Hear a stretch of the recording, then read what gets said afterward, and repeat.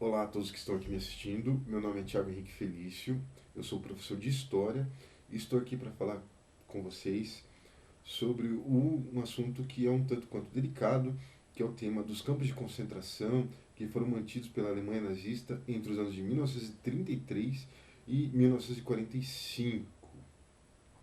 Eu gostaria de iniciar pela frase que está aqui na entrada desse campo de concentração de Auschwitz, Auschwitz I, que diz assim, ali na entrada do portão, no portão diz assim, Arbeit macht frei, que significa o seguinte, né, em alemão Arbeit macht frei, em português, o trabalho liberta.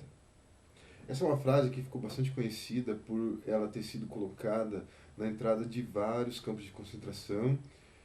Por exemplo, aqui eu trouxe outras imagens, o campo de Sachsenhausen, na Alemanha, o campo de Theresienstadt, que é na República Tcheca, o campo de concentração de Dachau, que foi o primeiro campo de concentração construído pelos nazistas. Então, o que era essa frase, né? O trabalho liberta. Essa é uma espécie de mensagem de boas-vindas que dizia aos recém-chegados: se você fizer tudo certo, se você trabalhar, você vai sair daqui. Mas não foi. Foi exatamente o oposto. Os nazistas, eles inclusive tinham um nome para o que eles faziam, pelo extermínio que eles faziam por meio do trabalho, que era o extermínio por meio do trabalho, justamente.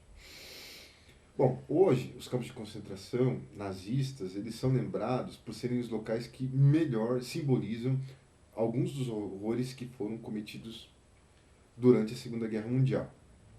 Milhares de pessoas foram presas, escravizadas, torturadas e assassinadas em campos de concentração. Estima-se, e os números são gritantes, que 6 milhões de pessoas tenham sido mortas nesses campos de extermínio, incluindo aí homens, mulheres e crianças. Nos campos de concentração foram presos minorias religiosas, ciganos, homossexuais, doentes físicos ou doentes mentais e doentes mentais, membros de partidos de esquerda e principalmente judeus, porque o projeto maior de Adolf Hitler e dos nazistas era acabar com os judeus de toda a Europa. Mas o que foram os campos de concentração e os campos de extermínio, né?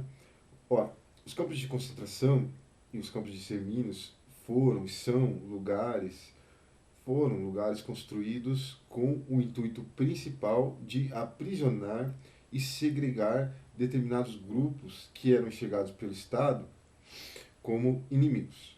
Né?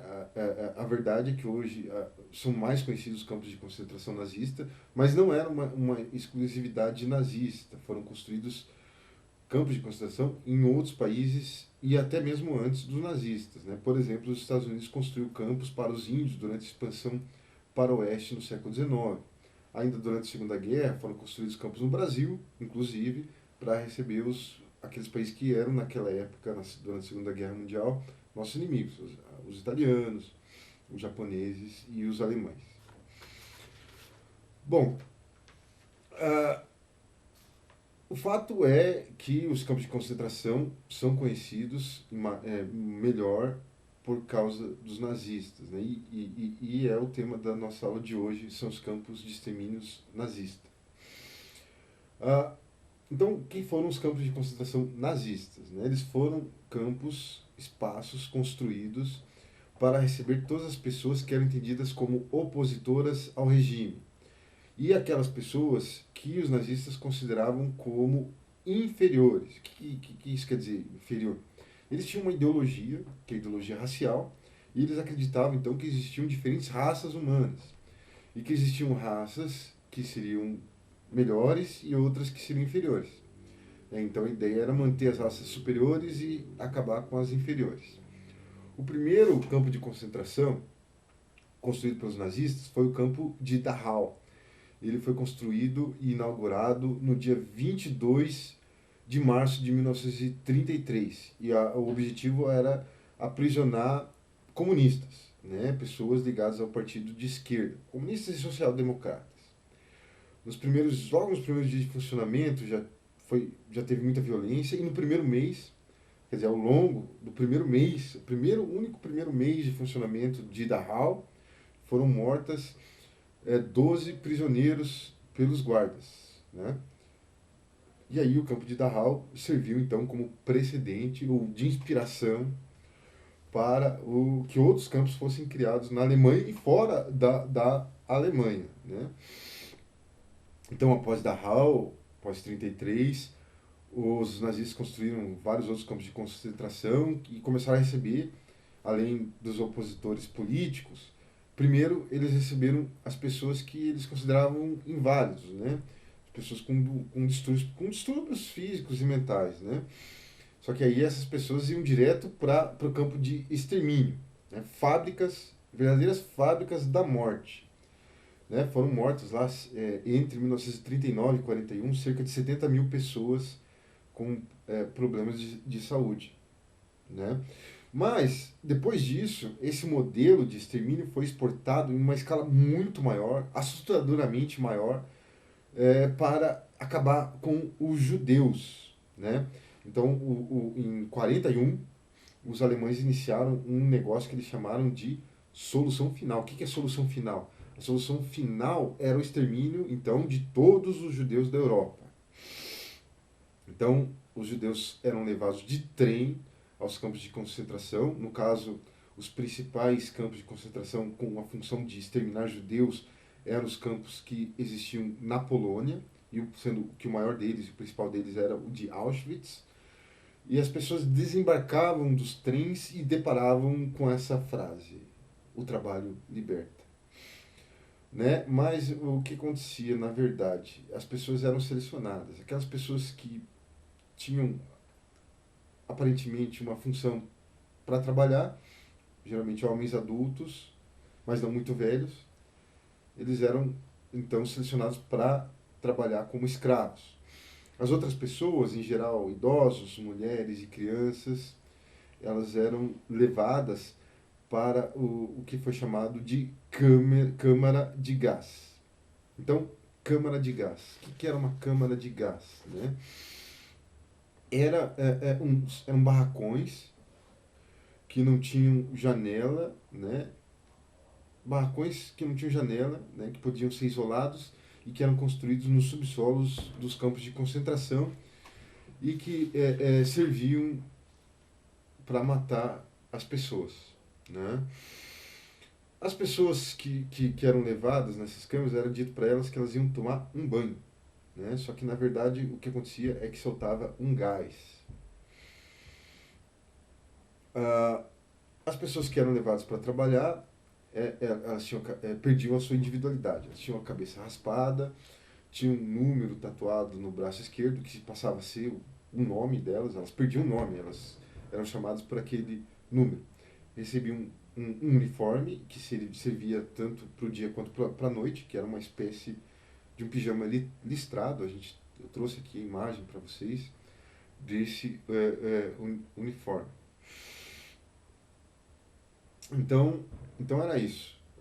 Os campos de concentração começaram como prisões para opositores políticos e depois se tornaram verdadeiras fábricas da morte, onde as pessoas eram escravizadas ou, se não, imediatamente mortas em câmara de gás. Depois que as pessoas passavam pela sessão, a sessão era dolorosa, tá? Durava cerca de 20 minutos para uma pessoa morrer após inalar o gás. Então as pessoas ficavam trancafiadas nesse barracão, no subsolo, respirando aquele gás e levavam ali, sofriam uma agonia durante 20 minutos. Haviam outras pessoas que eram responsáveis por retirar os corpos eram retirados dessas salas e levados para o crematório. Na verdade, eram queimados, né? Antes disso, os pertences, era verificada a arcada dentária para ver se tinha dente de ouro ou se tinha algum outro pertence de grande valor que pudesse ser aproveitado. Bom, estima-se então que se tratando de judeus, cerca de 3 milhões tenham morrido nas câmaras de gás, quando não por fuzilamento, que era menos comum porque era mais caro e, né, o processo mesmo, a ideia do assassinato era produção em série em larga escala, né, mas havia sim um fuzilamento. Quando não, aquelas pessoas que não morriam nas câmeras de gás, o fuzilamento, acabavam morrendo de maus tratos, de exaustão, de fome, de doenças e de outras inúmeras situações. A estimativa hoje, então, falando ainda de números, é que 2/3 dos judeus da Europa tenham sido mortos pelas ações dos nazistas. O terror foi sendo descoberto ao longo da Terra, apesar da guerra, desculpa, apesar dos esforços dos nazistas em ocultar os cadáveres, em queimá-los e depois, ou então jogá-los em valas comuns, mas os horrores foram sendo descobertos e houveram ainda fontes, relatos dos sobreviventes e foram feitas, inclusive, reconstituições dos crimes contra a humanidade. Quando os soviéticos invadiram Berlim e foram libertando as pessoas nos campos de concentração, foram encontrando sobreviventes em situação de saúde deplorável.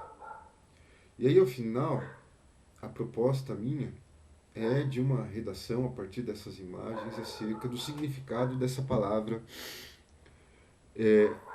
o trabalho liberta, que estava na entrada dos campos de concentração. Então, obrigado. E eu terei que encurtar esse vídeo. Esse foi o primeiro vídeo teste e eu acabei me enrolando um pouquinho mais, mas eu irei encurtá-lo.